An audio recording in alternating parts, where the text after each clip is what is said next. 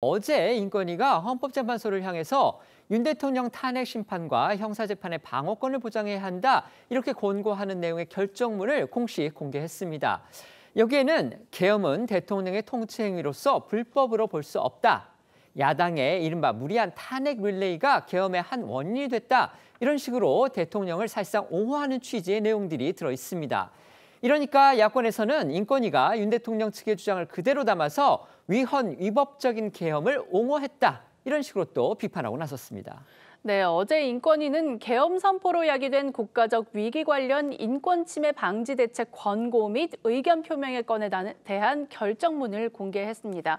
이는 지난 10일 인권위 전원위원회의에서 수정 의결한 일명 윤 대통령 방어권 보장 안건의 내용을 정리한 것인데요. 인권위는 윤 대통령의 인권 침해 방지 대책이 필요하고 이를 위해 헌법재판소장에게 대통령 탄핵 심판 시 이 형사소송에 준하는 엄격한 증거 조사를 실시하는 등 적법 절차를 준수할 필요가 있다는 의견을 표명했습니다.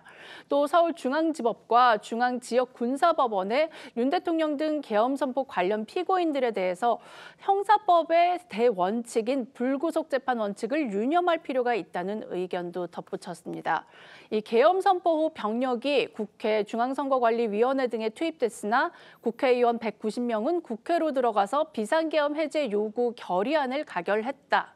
총기 사용은 없었고 국회의원 등 국회 구성원 등이 체포되거나 구금된 사례가 없었다는 윤 대통령 측의 주장도 그대로 담겼습니다. 결국 인권위가 윤 대통령 측의 주장을 결국 윤 대통령 측에 손을 들어줬다 이렇게 볼 수가 있는 겁니다. 하지만 결정문에는요 일부 반대 의견, 그러니까 소수 의견이 함께 담겼습니다. 네, 남규선 상임위원과 원민경, 소라미 비상임위원 등이 반대 의견을 표명을 했습니다.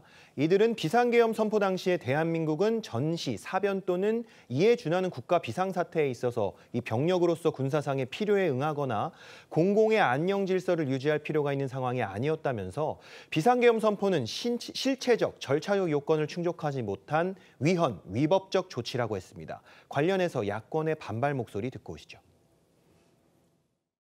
인권위는 사망했습니다. 반인권적이고 위헌 위법적 비상계엄을 옹호하는 권고안을 의결한 국가인권위원회를 강력히 규탄하며 권고안의 즉각적인 철회를 촉구합니다.